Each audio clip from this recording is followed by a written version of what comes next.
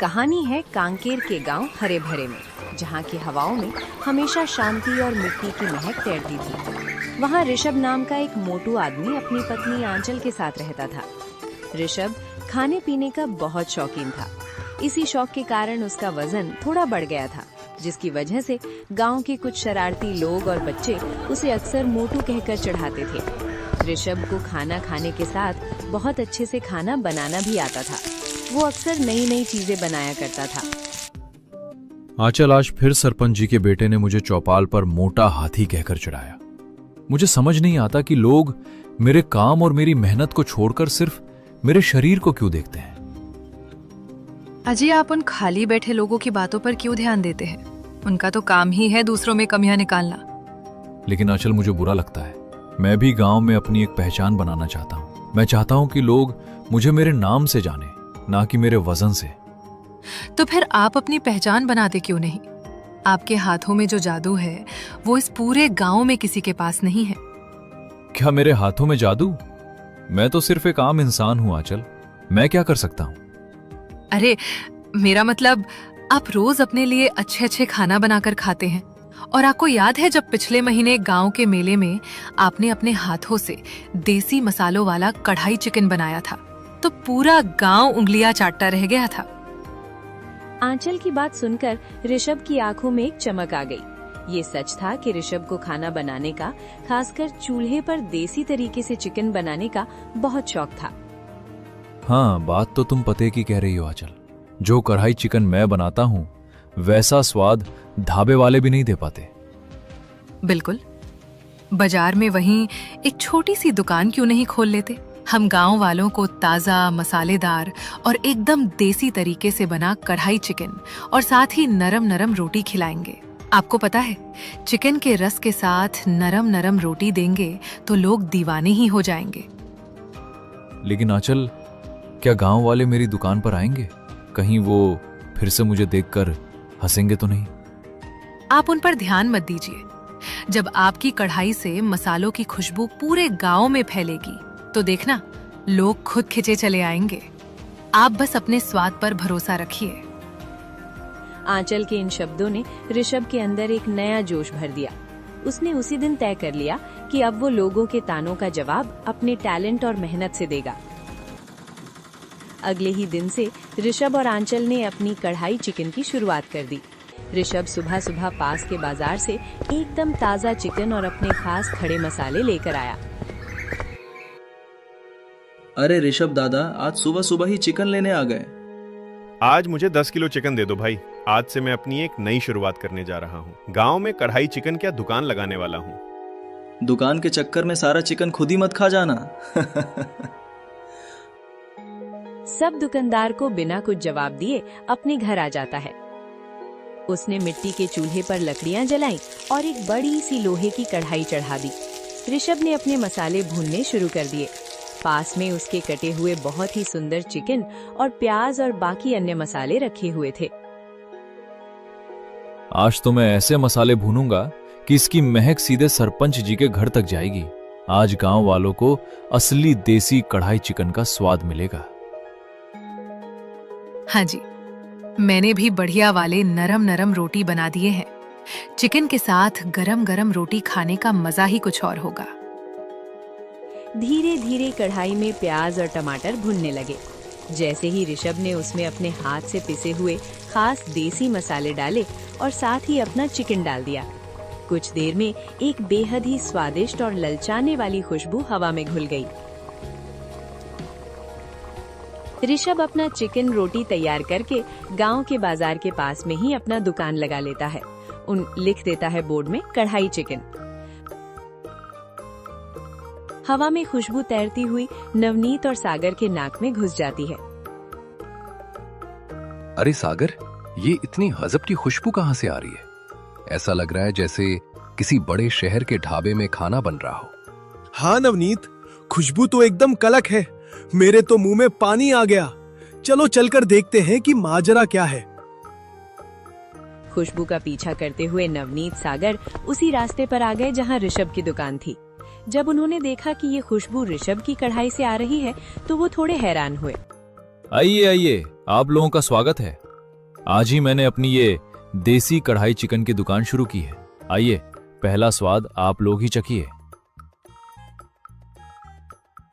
दोनों ग्राहक ने जैसे ही पहला निवाला खाया, वे दोनों बस स्वाद में खो गए। देसी मसालों का तीखापन और चिकन के टुकड़ों की नरमी ने उनके दिलों को जीत लिया था। वाह ऋषभ बाबू, क्या स्वाद है। सच कहता हूँ, मैंने अपनी पूरी जिंदगी में ऐसा कढ़ाई चिकन नहीं खाया और रोटी नहीं खाई। अरे ऋषभ भाई, आपके हाथों में तो साक्षात अन्नपूर्णा का वास है। आज से हम दोनों रोज दोपहर का खाना यही खाएंगे। आप दोनों को खाना पसंद आया? यही मेरी सबसे बड़ी कमाई है। आप जब चाहे आए, आपको हमेशा ऐसा ही ताजा और बढ़िया खाना मिलेगा। ऐसे ही दोनों ग्राहक ऋषभ की देसी कढ़ाई चिकन की तारीफों के पुल बांध दिए। धीरे धीरे ऋषभ की दुकान के चर्चे पूरे गांव में फैल गए। जो लोग कल तक ऋषभ को उसके मोटापे की वजह से मोटू कहकर चढ़ाते थे, आज वही लोग उसकी दुकान के बाहर लाइन लगाकर खड़े रहते थे। अब कोई उसे मोटू नहीं कहता था, सब उसे इज्जत से ऋषभ भाई या उस्ताद जी कहने लगे थे। उसकी छोटी सी दुकान अब पूरे गांव की सबसे मशहूर जगह बन गई थी, जहां से गुजरने वाला हर इंसान उस देसी कढ़ाई चिकन की खुशबू से रुकने को मजबूर हो जाता था। शाम होते तक उसके सारे सामान खत्म हो चुके थे। शाम के समय जब ऋषभ अपने घर पर आता है और खुशी से सारी बातें अपनी पत्नी को बताने लगता है। आंचल, इतनी भीड़ है कि शाम तक मेरी कढ़ाई चिकन और रोटी पूरी तरह खत्म हो गई। हमें कल से 2 कढ़ाइयों में चिकन बनाना पड़ेगा। देखा, मैंने कहा था ना, आपके बनाए खाने का स्वाद जो एक बार चखेगा वो बार बार खिंचा चला आएगा। ये सब आपकी मेहनत और लगन का ही तो फल है। ऋषभ और आंचल की जिंदगी अब खुशियों से भर गई थी। ऋषभ की मेहनत रंग ला रही थी और उसकी दुकान शानदार चल रही थी।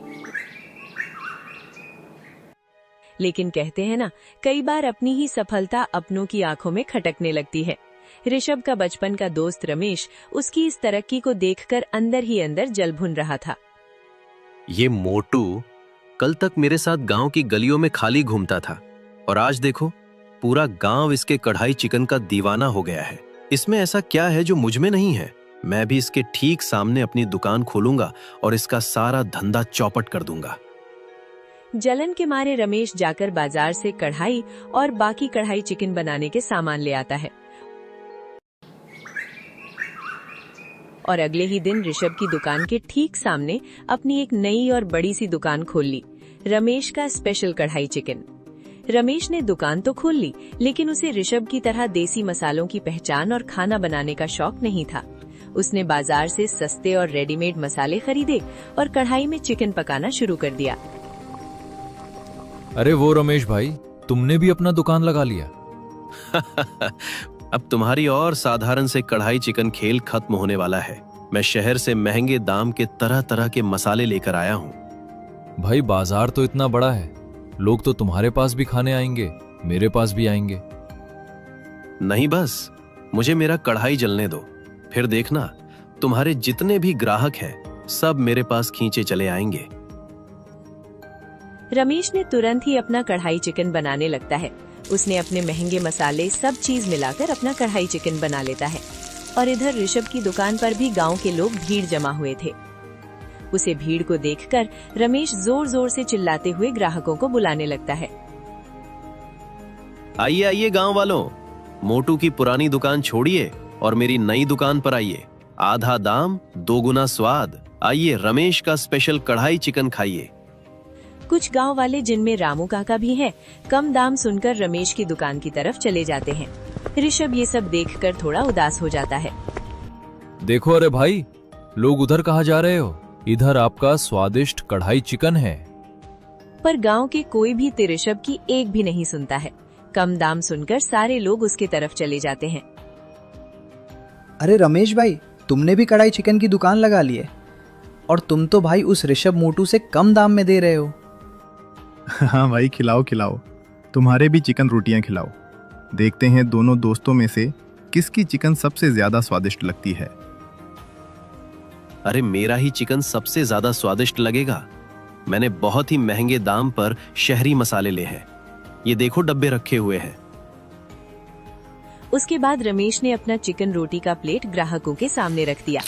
ग्राहक उसे प्लेट को थोड़ी देर देखे, उसके बाद उसके चिकन और रोटी खाने लगते हैं। थू थू, क्या बकवास बनाया है रमेश। ना मसालों का कोई स्वाद और ना ही चिकन ठीक से पका है। तुमने सिर्फ हमारा पैसा और मुंह का स्वाद खराब किया है। ये रोटी है चपाती, इतना ज्यादा हार्ड है कि इसको कोई चबा कैसे पाएगा। तुम जाके उसे ऋषभ की रोटी खाओ, इतने नरम होते हैं कि चिकन के साथ मुंह में डालते ही घुल जाते हैं। अरे काका, वो बारिश की वजह से शायद मसाला। रहने दे रमेश, असली स्वाद हाथों की मेहनत और ईमानदारी में होता है, जो सिर्फ ऋषभ भाई के पास है। जो लोग सस्ते के लालच में रमेश की दुकान पर गए थे, उन्होंने जैसे ही उसका चिकन चखा, उनका मुंह बन गया। रेडीमेड मसालों में वो बात कहाँ जो ऋषभ के हाथों से पिसे सिलबट्टे वाले देसी मसालों में थी। सब लोग वापस ऋषभ की दुकान पर आ गए। अरे भाई, पूरा मुंह का स्वाद खराब हो गया। कढ़ाई चिकन के नाम पर क्या ही खिला रहा है। तुम अपने स्वादिष्ट कढ़ाई चिकन खिलाओ भाई। उसे रमेश ने तो हमें शहरी मसाले के नाम पर ठगा है। ना उसे कम चिकन में स्वाद है, ना उसके चिकन पके हैं। रोटी तो ऐसे जैसे पत्थर हो। अरे भाई, ऐसे नहीं कहते। रमेश भाई ने तो अभी अभी नई नई दुकान खोली है, धीरे धीरे ओबीसी की जाएगा। उसके बाद ऋषभ ने अपना गर्मा गर्म कढ़ाई चिकन और नरम नरम रोटियां ग्राहकों के सामने परोस दिया। ग्राहक बड़े मजे से उसके रोटी और चिकन के मजे ले रहे थे। दूर से ये सब रमेश देखकर बहुत ही ज्यादा गुस्से से अंदर ही अंदर जला जा रहा था। आखिरकार शाम होते होते ऋषभ की सारे चिकन रोटी बिक गए थे और इधर रमेश ने अपना सारा नुकसान कर लिया था। अपने जोश में तो आकर उसने बहुत ही महंगे दाम पर मसाले और सामान लेकर आया था, पर ये सब देखकर ऋषभ को भी बहुत बुरा लगा, क्योंकि वो उसका दोस्त जो था। यहाँ क्यों आए हो ऋषभ? मेरी बर्बादी का तमाशा देखने आए हो? जो यहाँ से मुझे तुमसे कोई बात नहीं करना है। अरे रमेश भाई, तुम मुझे गलत समझ रहे हो। हम तो बचपन के दोस्त हैं। मैं तो चाहता था तुम्हारा भी दुकान चले, लेकिन दुकान महीने मसाले से नहीं, आदर और व्यवहार से चलता है। तो मैं क्या करूं? मेरा तो इतना सारा नुकसान हो गया ना। अरे तुम चिंता मत करो, गांव वालों को मेरा चिकन पसंद है ना। तुम एक चिकन की दुकान खोलो, मैं तुमसे रोज तो ऐसे ही 10 किलो चिकन लेकर ही जाऊंगा, और बाकी गांव वाले भी कुछ तुमसे खरीदेंगे। इससे तुम्हारा भी धंधा चलेगा और मेरा भी धंधा चलेगा। ऋषभ की बातें सुनकर रमेश धीरे धीरे पिघलने लगा और उसकी बातें सही भी लगने लगी। ये सब तो चाहता था कि उसका दोस्त उसके साथ मिलकर काम करे। क्या सच में दोस्त, तूने मुझे माफ कर दिया? हाँ दोस्त, हम दोनों मिलकर गांव में अपना अपना धंधा चलाएंगे। ऋषभ की बातें सुनकर रमेश खुश हो जाता है और अगले ही दिन से रमेश अपना एक साफ और सुंदर चिकन का दुकान खोल लेता है, जहां से ऋषभ चिकन लेकर जाता था और अपना टेस्टी टेस्टी कढ़ाई चिकन और नरम नरम रोटियां बनाया करता था। अब दोनों दोस्त की दुकान गांव में बहुत ही अच्छे से चलने लगी। हमारी कहानी यहीं पर खत्म होती है और हमारे अगले वीडियो ऋषभ कांकेर से और आंचल सुंदर नगर से कमेंट किया था, उनको स्पेशली धन्यवाद।